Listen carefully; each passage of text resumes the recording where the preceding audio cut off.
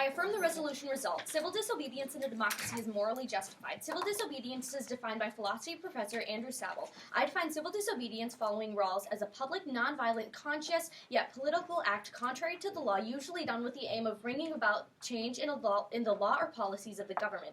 I also add the Rawlsian proviso that civil disobedience involves addressing the sense of justice of the majority of the community. This method is stipulation of one moral appeal rather than mere coercion. I defend this. The affirmative standard is justice. The most fundamental principle of justice is that individuals should be treated equally, and there is no distinction between persons. According to John Rawls, professor of philosophy, justice is the first virtue of social institutions. Laws and institutions, no matter how efficient and well arranged, must be reformed or abolished if they are unjust. Each person possesses an inviolability founded on justice that even the welfare of society as a whole cannot override.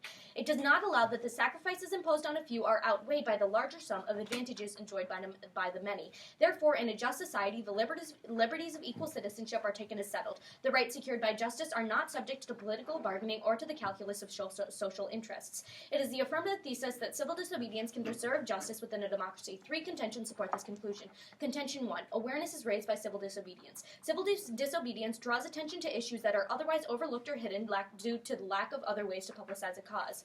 Michael Ratner. Civil disobedience and passive resistance are often found to be effective expressions of political dissent because such tactics are a source of organizational solidarity and attract wider media attention. For people without the means to purchase airtime or newspaper space, organized protest offers a chance to speak with their bodies and collectively make themselves heard. Protesters typically break the law in insubstantial, generally nonviolent ways while making it clear that their technically illegal actions seek to bring about change in policies or practices that are much more harmful than these actions. Such minor violations of the law have a long and honorable history in this country. When seen as a form of freedom of speech, civil disobedience has given a voice to foster change for the betterment of society, for justice and recognition of equal moral worth. Ratner continues. Often change has occurred only when free speech is taken to the streets, when thousands and eventually millions of people force their demands upon the government and compel the government to act and to change. That is how women gained the right to vote, labor won the 40-hour work week and the right to unionize, the civil rights movement in the 1950s and 60s overcame segregation policies of Jim Crow, protesters helped bring about the end to the Vietnam War, and millions in the United States and around the world tried to prevent the 2003 Iraq War. Contention 2, the infallibility of law. The shortcomings of the law can be corrected by civil disobedience. The United Nations. The values of freedom, respect for human rights, and the principles holding the periodic and genuine elections of universal suffrage are essential elements of democracy. In turn, democracy provides the natural environment for the protection and effective realization of human rights. These values are embodied in the Universal Declaration of Human Rights and further developed in the International Covenant on Civil and Political Rights, which enshrines a host of political rights and civil liberties underpinning meaningful democracies. The justification for disobedience must be found outside the legal system, and these non-legal considerations override this obligation to obey the law. So, when democracies fail to be just, they must be changed, and the most effective way to change them is through civil disobedience. Philosophy professor Peter Suber. Martin Luther King Jr. also performed civil disobedience in a democracy, asks us to look more closely at the legal channels of change. If they are open in theory but closed or unfairly obstructed in practice, then the system is not democratic in the way that's needed to make civil disobedience unnecessary. If judicial review is one of the features of American democracy which is supposed to make civil disobedience unnecessary, then it ironically subverts this goal, for to obtain a standing to bring an unjust statute to court for review, often a plaintiff must be arrested for violating it. Contention 3. International law. International law can be enforced through civil disobedience. International law outlines rights and protections that all people deserve to have. Louis Sohn, professor of international law.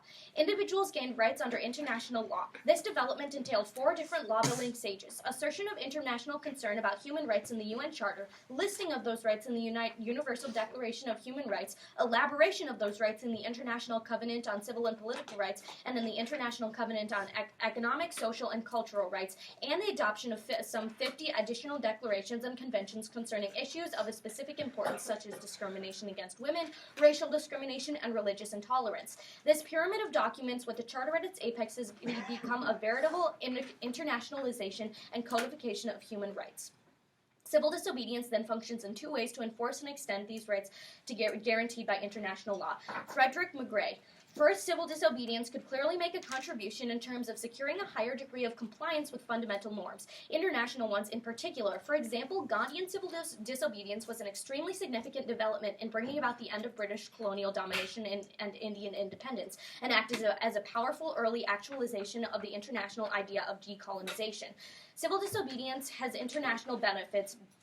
When the world sees one nation changing for the better and becomes more just, they will follow suit, leading to not only a just nation, but an increasingly just world. McGray continues, second, civil disobedience would seem to have something significant to contribute in terms of partly alleviating international law's crisis of legitimacy. If civil disobeyers would more systematically invoke international norms to back their actions, international law would be highly highlighted as truly having potential as a key arbiter of normative disputes between state and citizen.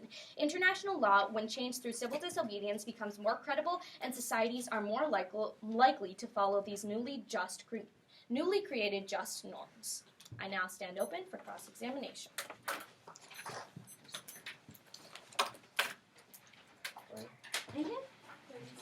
Okay, so let's begin with your overall thesis of civil disobedience brings justice to democracies. Are there other ways to bring justice to a democracy besides civil disobedience? Not that are effective as civil disobedience. But how do you prove that civil disobedience is the only effective method of protest?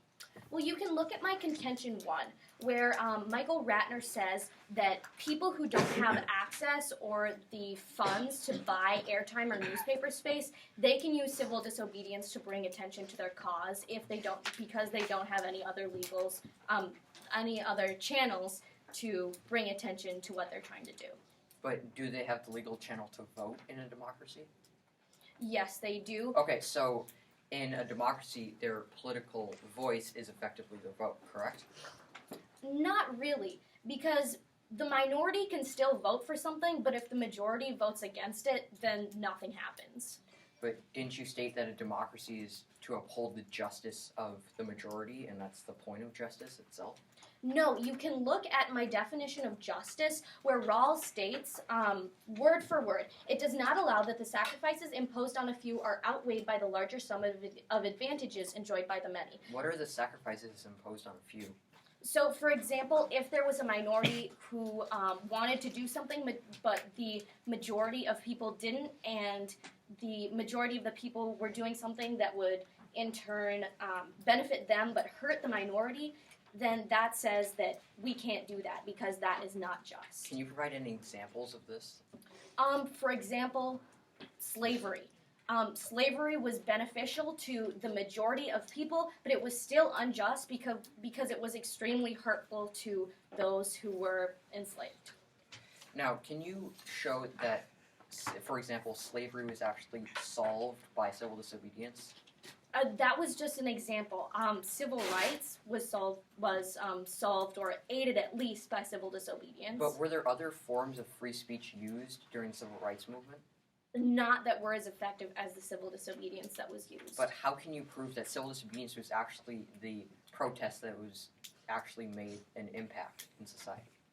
Well, civil disobedience is the most well-known kind of solution to the civil rights case. In addition, it also helped women gain the right to vote and the labor. But can you specifically prove with actual evidence that civil disobedience is the thing that actually made an impact in society and it's not the other free speech that was used? What other free speech was used in the civil rights movement? But can you prove that civil disobedience solved all of these problems you are outlining? Yes, because it was the thing that brought attention to these issues and thus led to a change. Okay, I'll start running prep.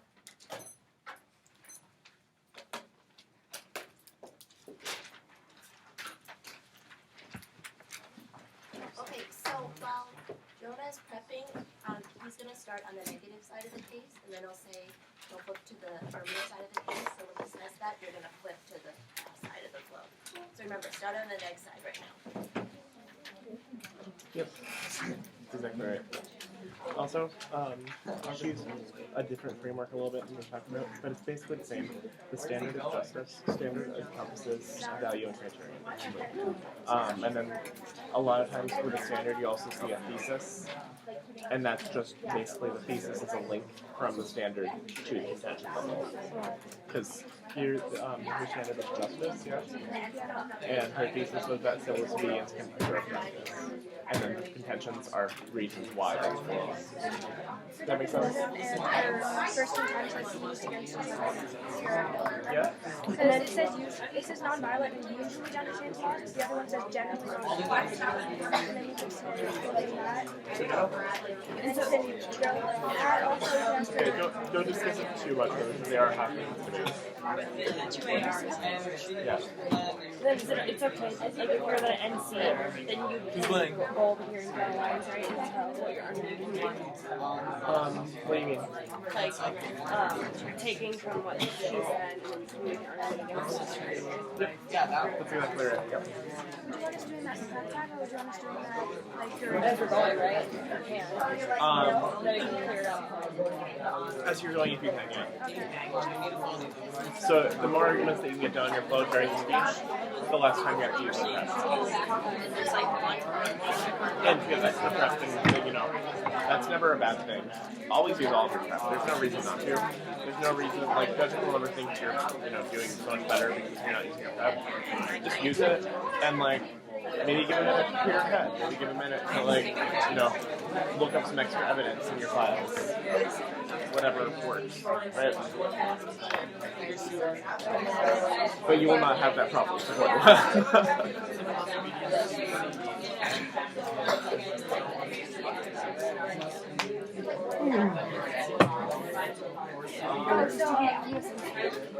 Okay, Jonah is now going to read his negative constructive and then go on to attack my case. Okay, yeah. So I'll start off on the negative side of the flow, and then move to the affirmative. Everyone ready? Good. I negate the resolution resolved. Civil disobedience in a democracy is morally justified. The standard is minimizing harms. Prefer this for the following reasons. 1. The standard links best with the democracy, for which all other governments have been excluded by the resolution. In a democracy, the majority must choose laws and political representatives to which they best see fit. All people are inherently seeking to minimize harms and maximize potential, as that's the only way to create a truly optimal solution. Peter J. Adams, Gambling, Freedom, and Democracy, 2007. Governments in their roles as protectors and promoters of public good have a primary duty to establish processes that safeguard against unwarranted and harmful exploitation. In line with a public approach that places an emphasis on minimizing harms and promoting well-being, a longer-term vision will incorporate ways of preventing circumstances that lead to high levels of moral jeopardy and impacts on democratic systems. 2. Minimizing harms is the most clearly weighable standard, as it is easy to determine when most harms possible have been minimized. All other frameworks devolve to minimizing harms, as that is the only way to create a truly optimal solution. Contention 1. Civil disobedience is used for illegitimate causes. Stephen Ray on Electronic Civil Disobedience, Socialist Scholars Conference, 1998. Just as massive nonviolent civil disobedience has been used to shut down or suspend governmental operations, massive nonviolent civil email assaults will shut down corporate and government servers. Given the expected rapid growth and development of computer technology, and given the increasing knowledge, sophistication, and expertise of growing body of cyber activists, there's no telling how electronic civil disobedience will play itself out in the future. Contention 2. Civil disobedience harms the public sphere. Brett Parker, Stanford Freedom Project, Stanford University, September 2014. The public sphere is now enhanced by civil disobedience because the achievement of certain public objectives requires unwavering support from the citizenry. By way of example, consider a soldier who questions an order of its superior. This soldier should not have the freedom to defy his officer, for even if the command is unwise, the precedent would interfere with the Army's ability to achieve its objectives. The public sphere can fulfill its purpose solely through freedom of speech and scholarly discourse. That merits a particular idea can be, and the merits of a particular idea can be conveyed through writing. Contention 3. Civil disobedience leads to anarchy. Parker continues. Anarchy is a result of disobeying the orders of a sovereign. This anarchy is the worst of all possible solutions. These details call to mind the images of pillaging and looting, of buildings decimated and otherwise caught up in flames. Nobody could be expected to enjoy such a place, and thus most would concede that the scenario is to be avoided. We must then comply with all of the laws. The ones who lasted out owe their lives to discipline. Only those who adhere to the laws escape the devastation of anarchy. Additionally, there are no exceptions to the laws, and even unwise edicts should be followed. That man the city places in authority, his orders are to be obeyed. large and small, right and wrong. Rather than having a duty to disobey unjust laws, the laws must be followed in all situations if anarchy is to be prevented. Therefore, civil disobedience is not a positive freedom, but rather a practice that ought to be prohibited. Furthermore, a government that morally justifies civil disobedience is not able to protect the rights of its citizen. Parker further states, this sort of government could not capably protect the people, and that often such divisions would lead to discord and eventually civil war. Such a collapse of government would return us to a state of nature, in which case we would experience all the dangers that come with that condition. Therefore, I negate the resolution and move on to my opponent's side of the flow. So, starting off with my opponent's definition of civil disobedience, I concede to the definition, but I'd like to highlight one specific thing. In the definition, Rawls states that it's usually done to help social causes. This allows for some people to not have it for social just causes. So, civil disobedience is not always being used for the good of society and can actually be harmful. And moving on to my opponent's standard, the standard of minimizing harms is the best way to weigh this round because it's the only way to create a truly optimal solution. As I stated before, we must minimize harms to promote the well-being of everyone in society. The only way to protect the rights of everyone is to minimize the harms endured on those people. And furthermore, justice is extremely vague in the context that my opponent is talking about this. She just states that people need to be protected from anything, and if one person's rights are denied, then that's an atrocity to society. This is not an operable system for society to value what needs to go on in society, and thus you cannot accept her standard. Moving on to my opponent's first contention, awareness is raised with your Ratner card. Look back to my contention 2 that civil disobedience harms the public sphere. As Parker says, there are other alternatives that fulfill the public sphere much more than civil disobedience, such as the freedom of speech, scholarly discourse, and writing. Therefore, civil disobedience is not the most optimal solution to promote ideas in society. The best way to do this is for non-violent, legal methods of freedom of speech and press. These help communicate the best ideas, as Parker states. Furthermore, on our contention 2, the infallibility of law, again, look at my contention 2, states that there are alternatives that work better than civil disobedience because civil disobedience requires an unwavering support from its citizenry. And if a democracy votes to deny the rights of people, then it's obviously not going to support civil disobedience because civil disobedience goes against what the democracy wants. And furthermore, my opponent provides no proof that civil disobedience actually is the thing that solves all of the problems in society.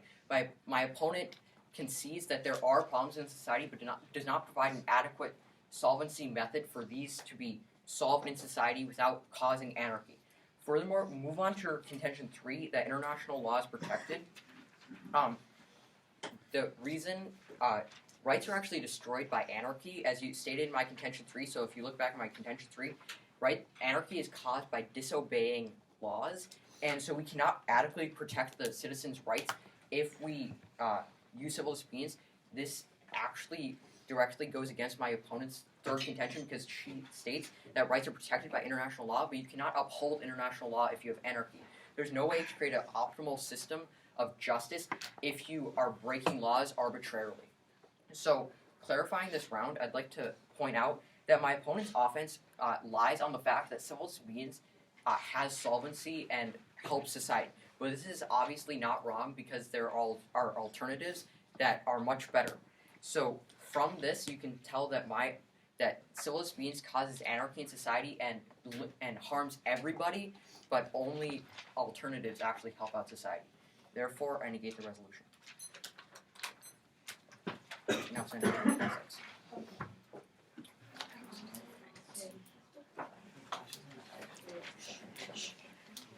Okay, ready? Alright, so on your contention 1, can you just restate the argument really quick? Well, civil disobedience is used for illegitimate causes. As Stephen Ray on electronic civil disobedience states, civil disobedience is used to shut down or suspend governmental operations, and massive nonviolent email assaults will shut down government and corporate computer servers. And given the expected rapid growth in the computer technology, there's no telling what exactly this will happen. This means that okay, so government systems get shut down for a while. That's your argument, right? But they're also shutting down government systems does not help anybody in society. It's and corporate system. It doesn't help anybody's society. Okay. It doesn't promote a social And then on class. your contention too that it harms the public sphere, how does it harm the public sphere? In your own words. Because it provides this precedent that people should go against laws or orders just because they think it's wrong, but that is extremely harmful to overall because then people think that it's good to override authority. Okay, so we should always obey the law, right? Yes. Okay, and then on your contention 3, anarchy, how does civil disobedience lead to anarchy? Well, as it states in the first sentence, anarchy is the result of disobeying the orders of sovereign. If you don't follow laws, then you really have no system to govern people and no system of government. So Martin Luther King performed civil disobedience. Where's the anarchy? The problem with anarchy is it's taken too far. If you morally justify civil disobedience, people can arbitrarily pick which laws are just and which laws are unjust. And Yes, but civil disobedience has been performed in the past, and anarchy has not happened yet in the United States, has it? Well, how would you define anarchy? Anarchy technically is happening because Okay, so we're in the state of nature right now. No, because we obey the laws of people. But people still perform civil disobedience in society today, right? No. Well, not the Your people are contention 1 says that people are performing civil disobedience by deleting government emails. So they're causing anarchy, and Well, we're in the state of nature Contention right 1 now. is not saying that they're deleting government emails. They're saying that people shut down computer servers with no reason there. It's arbitrary. That people choose systems like which laws to follow and which laws not to follow based on an arbitrary belief that the civil disobeyers choose. Okay, and then on your standard of utilitarianism, how do you measure happiness? Well, it's not utility. It's minimizing harms. So, measuring happiness is caused by minimizing harms. You just have to... How do you measure harms minimized? You stop, people being arbitrarily violated in terms of the law. Okay, so you stop injustice. Yes, and the affirmative obviously causes injustice because they're causing anarchy. So utilitarianism is a route to justice, right? Yes. Okay. And I will now start my prep time.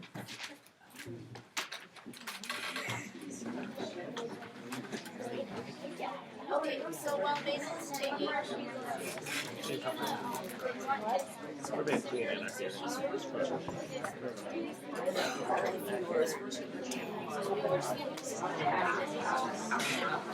Okay, so let's see your negative one. Negative one.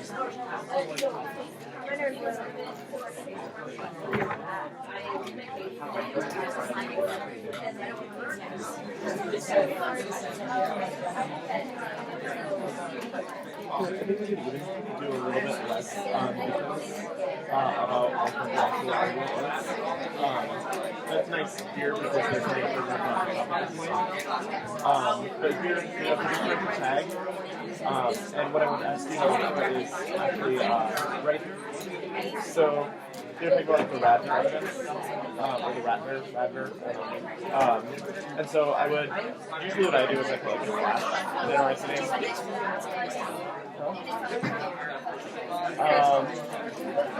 Yeah, basically. Yeah. We do it a little bit differently, but yeah. Because I'll usually just do a flash right there. It's like the older method of doing it. And then the original method of doing it stash. But just, like, once you get the tag, the next thing you worry about should be the card to it.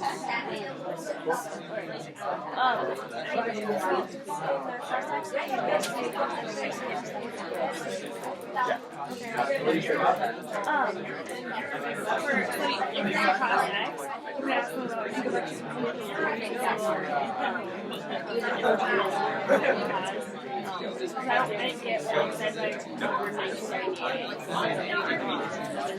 And that's especially going to go with the evidence of progressive. So they're talking about civil disobedience being used in law with what?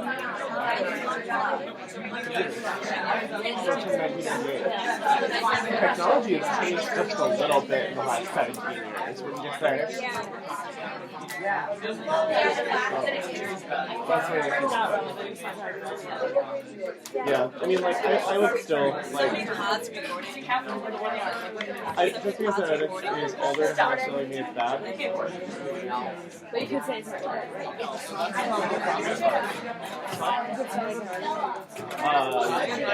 You can still make the argument. I would hope that you would be able to find something better, like, down the road. But the goals for right now are covering the ball.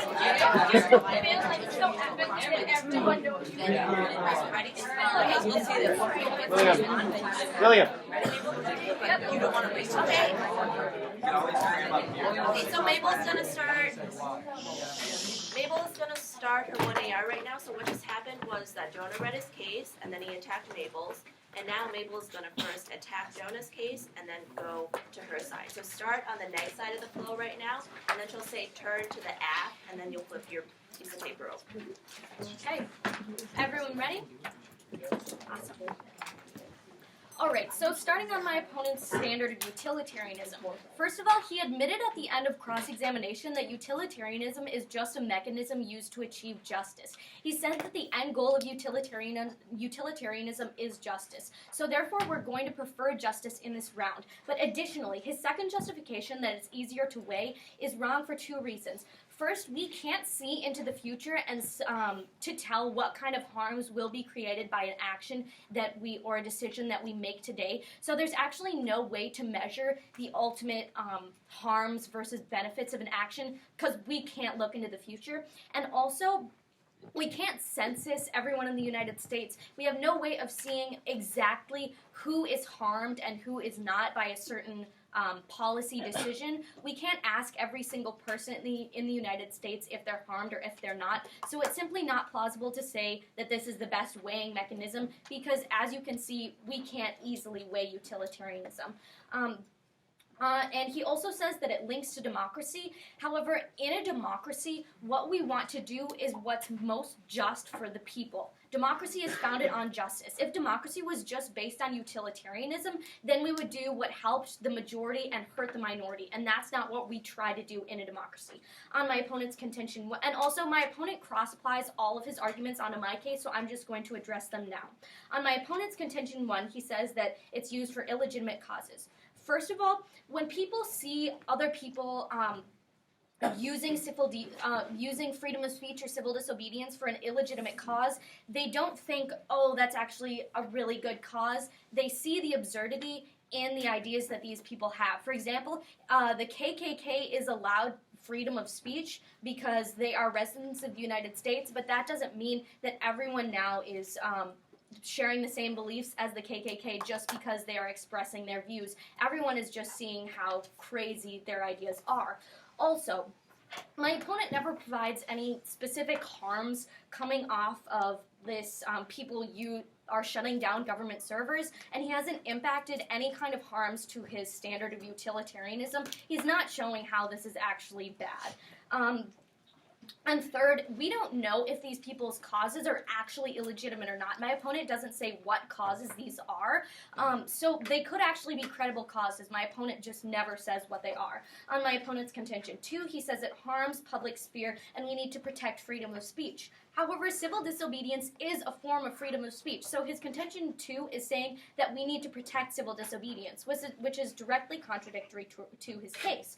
Also, he says that it's harmful to the public sphere. However, the United States once had Jim Crow laws, which were extremely harmful to the public sphere, but he says that we should just go along with these laws and follow these laws, otherwise we would be harming the public sphere in some way. On my opponent's contention 3 of anarchy. First of all, he doesn't directly provide a link of how civil disobedience leads to anarchy. My definition directly states that civil disobedience is nonviolent. And also, it's just not plausible. Like, we've had civil disobedience in the past, and we're not in the state of nature right now. And also, he says in his third contention we should blindly follow all the laws. However, as I stated, there have been unjust laws in the past. So my opponent would say that we should directly follow the Jim Crow laws and just not question them. On my side of the flow, I've responded to all of his arguments that he's cross-applied, besides the one that he says I have no solvency of proof that civil disobedience was actually used in the civil rights movement. However, my card specifically says that Martin Luther King Jr. used civil disobedience, and as we know, he was one of the most influential people in the civil rights movement. Okay. I'll run the rest of my prep now.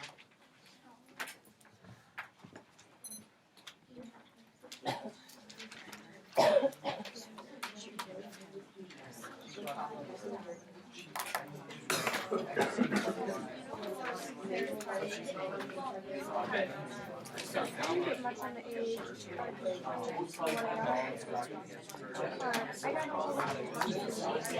No, she didn't really make anything of the She just cross-apply everything, but she doesn't say it specifically. I don't think we have that. I'm down because like as a judge, I would buy that because that's all like that was done. She's Yeah. great at that. Like, Yeah, so like, but no, it takes a little extra work to like categorize it though, and figure out which one responds to which. I mean, it would be nice if she grouped it and then just told us what arguments she was like. I would buy that for these two because these are ones that like the streets got mentioned. I wouldn't buy it for this because these are specific arguments that he made. So I wouldn't buy that she could pick up the contention 3 right now. Yeah. But I don't think that really matters. Kyle, tell everyone that I should have extended my argument. Mabel's first name. Oh, okay. I don't know about John. Third years. Well, I mean, like, it's Well, no, maybe. implied, but they're not necessary. Right. Yeah, she did a great job of signposting, right? And the speed that Jonah started at with his MC is a little bit more, that's a bit more reasonable in varsity. Yeah. And that's why people were like, slow down. Yeah, because he just wanted me to go down the floor. Anyways, so, Oh man, I could have done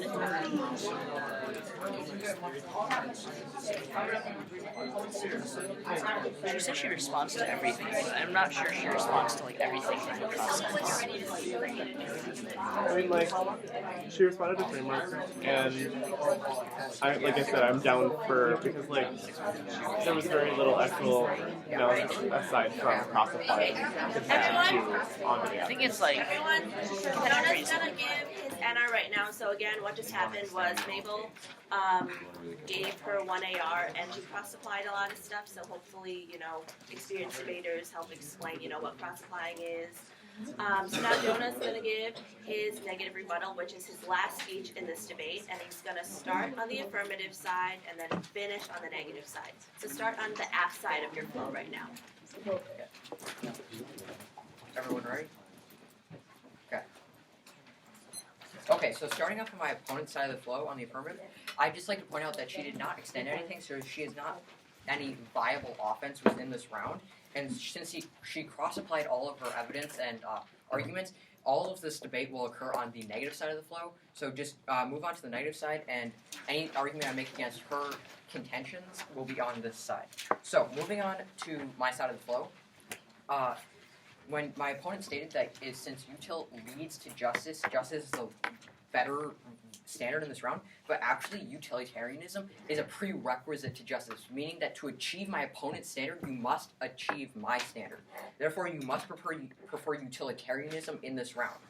And furthermore, she states that we cannot see into the future, but you have to it is easy to, see what harms will occur because you can just see the good and bad out of each side.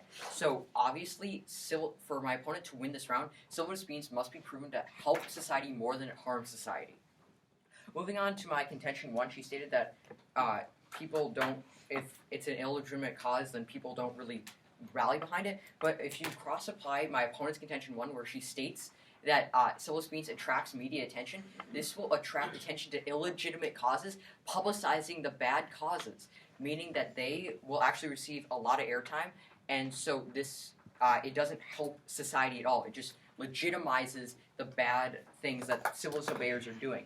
And as my opponent stated, I don't have any harms, but rather, obviously, shutting down the economy and the government does not help anyone. You can't have a legitimate society if the economy is shut down for every single minor thing that people disagree with because of civil disobedience.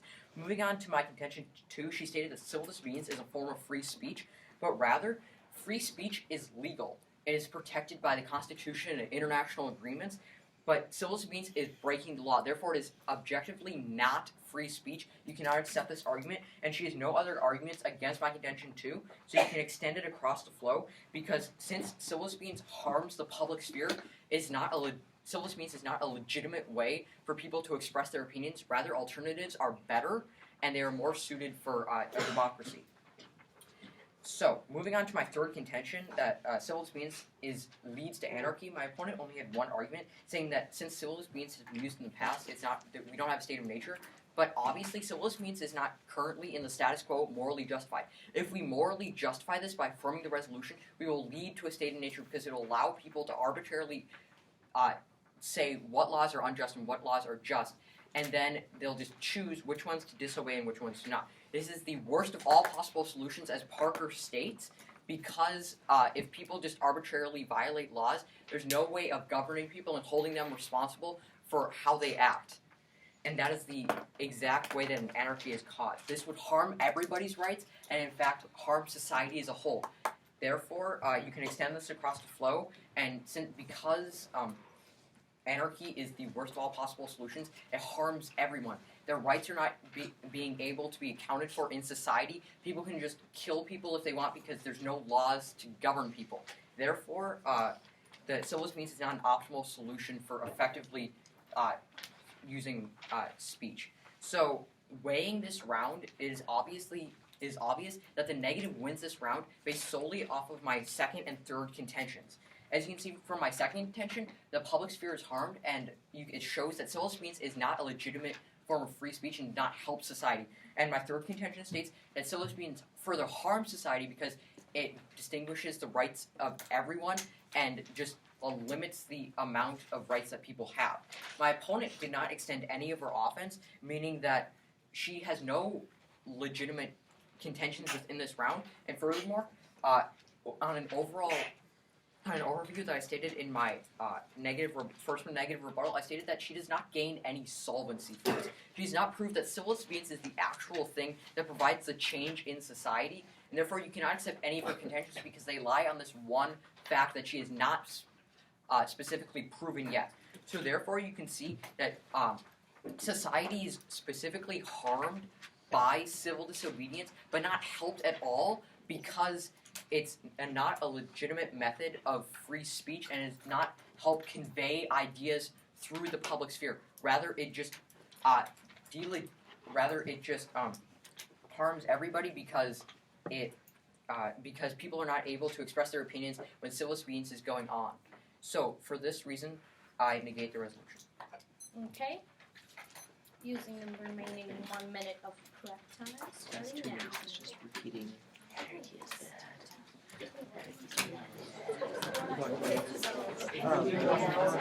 Yeah, so what we and I were talking about before, so basically what happened is in Mabel's last speech, in the 1AR, she said that she wanted to cross-apply her arguments here to these here. And that works, or doesn't work, but the logic that it would work is based on the idea that in the NC, he used his contention 2 here, yeah, and he also used it here. Because both of these, he was saying, like, civil disobedience is not needed to raise awareness or to solve issues of the law. And that's contention 1 and 2, yeah? Following?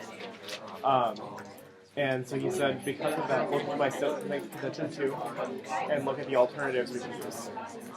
And so Mabel said that she wanted to cross-apply the arguments against the second contention on the negative side of the flow, the affirmative side. The negative is saying she didn't address these properly. My issue with that... Mabel is going to give her final speech, so again, what just happened was Jonah just finished his negative rebuttal, And Mabel is gonna finish on her 2AR. She's gonna begin on the negative side of the flow and go back to the app side if she has time. So right now, just start off on the next side of the flow.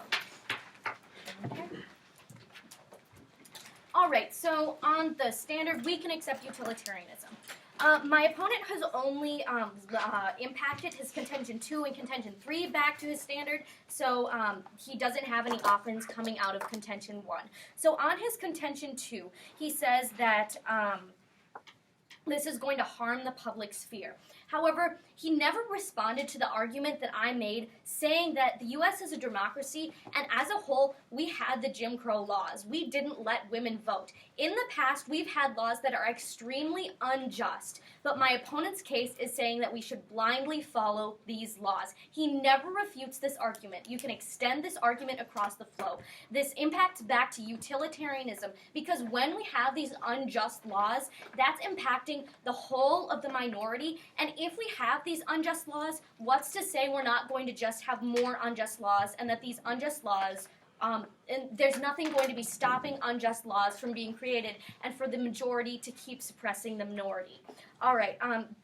And he also says that civil disobedience is not a form of freedom of speech, because he says freedom of speech is legal. However, civil disobedience is breaking the law in nonviolent ways, and also accepting the consequences for one's actions, as my definition that my opponent conceded stated. So, though freedom of speech might not be technically legal, it's still the freedom of one to express oneself, and that's a fundamental human right that we all have and we all need to uphold. On my opponent's contention 3, which is where he's getting most of his impacts from, he says that we're definitely going to have the state of nature if we make civil disobedience morally justified. However, as I said in my previous speech, civil disobedience is a non-violent way of protesting. So he is saying that people non-violently protesting and accepting the consequences for their actions, that will lead to anarchy. So you can just see that that argument is not plausible. Because we're not in the state of nature now. People have thought of civil disobedience as being moral in the past, and that has not led to anarchy. Also, I also made the argument that his contention 3 says we're blindly following laws and we're going to accept any kind of laws so as to not break the law. So you can extend this argument. Again, this is saying, in my opponent's world, it's perfectly fine if we have Jim Crow laws, if we have laws that suppress the minority, because we can't break the law in order to change these laws. So he's saying that every law that we've ever had should still be in place because we should never break the law to change these laws. This impacts back to utilitarianism because this is going to happen. We're going to have unjust causes. However, anarchy may or may not happen. It's very spurious as to if it actually will. So in this round, it's a clear affirmative ballot.